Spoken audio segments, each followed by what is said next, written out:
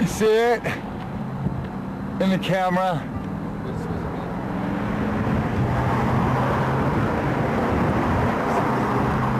Oh shit, dude! Look at that shit. Yeah.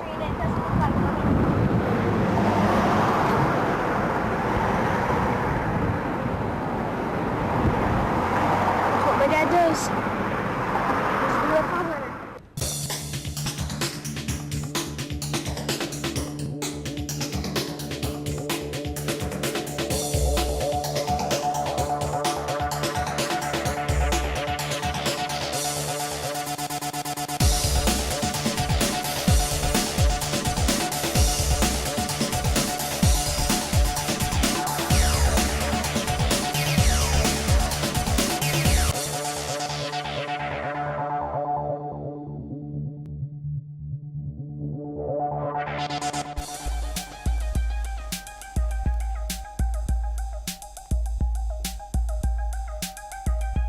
Hello, thanks for tuning in. I'm Jim Rodger. I'm Kyle Dayton. And you're watching The Cutting Edge, Revealing the Truth. Thanks for tuning in, folks. What you've just watched is a small sample of what's in store for you tonight on tonight's show. So stay tuned. I think we're in for a very profound and interesting show, to say the least.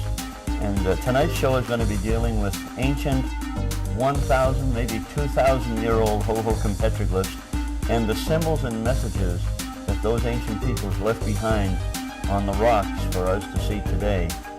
And with us here in the studio tonight is the original researcher who made the connection between the ancient Hohokam petroglyph symbols and the very bizarre and strange-looking UFOs, for example, like the ones you just saw, coming in and out repeatedly of South Mountain. And I might add that they're coming in and out of particular locations, which Jeff will talk about as the show progresses.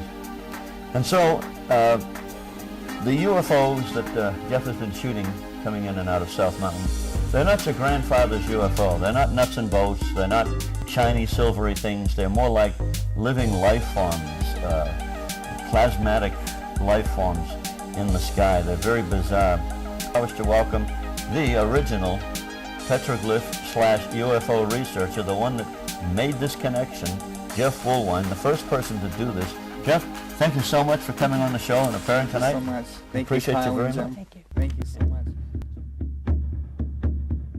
I have a question. No, that's okay. I didn't mean to interrupt you. I wanted to know if, in regard to your interpretation or deciphering of what the hieroglyphics are, how does that compare with the so-called experts in their guidebooks? Have you found much, The academia? Yes. In your opinion? The macadamians. Yes.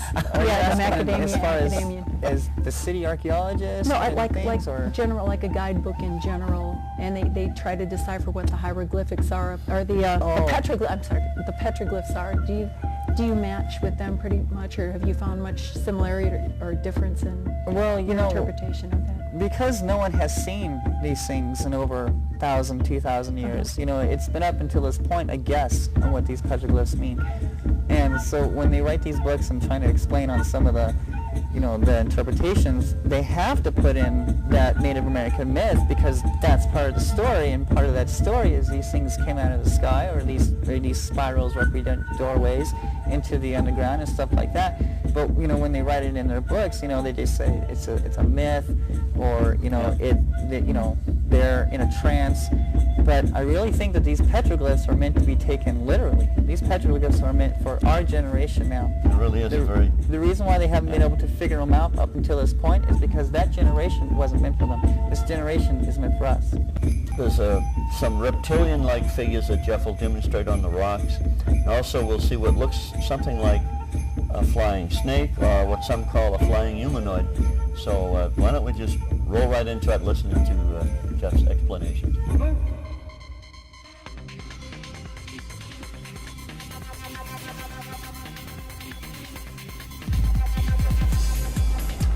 Here we found some spirals, some petroglyphs on this rock.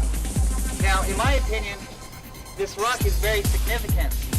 When we see spirals, some of the spirals represent doorways. And I believe that this petroglyph is representing a doorway into the stone. Here, if you notice, we have stairs going into this doorway. Well, if you look on this rock right here, we have steps. They look like stairs. That kind of resembles these steps here. And where are they leading? They're going into the rock.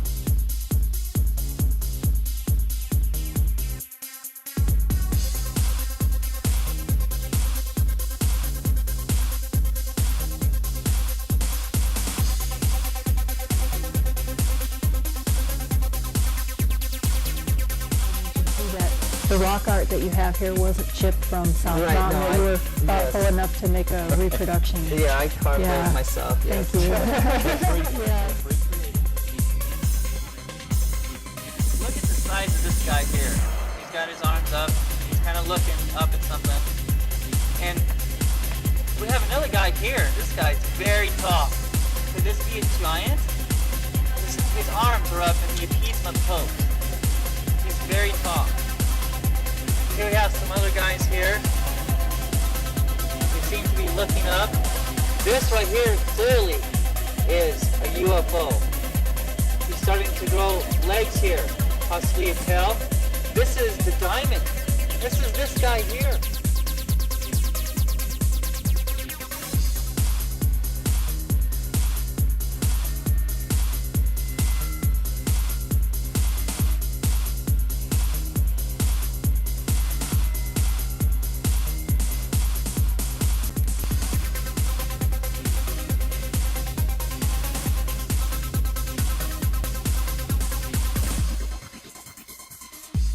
We have other guys here, possibly a tail, long legs, they're looking up.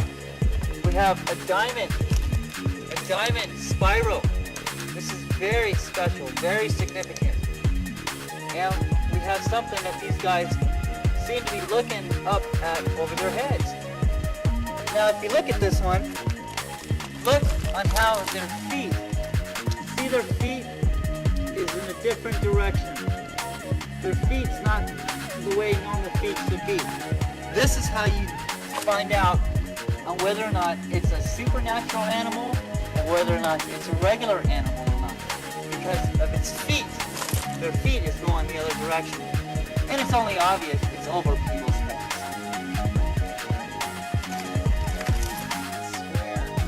You notice his body is square here. Here's a guy right here.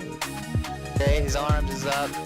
He's in the appeasement pose, and he's got a square head, and he's got a square body. This right here, I believe, represents a barbell. This is a barbell formation.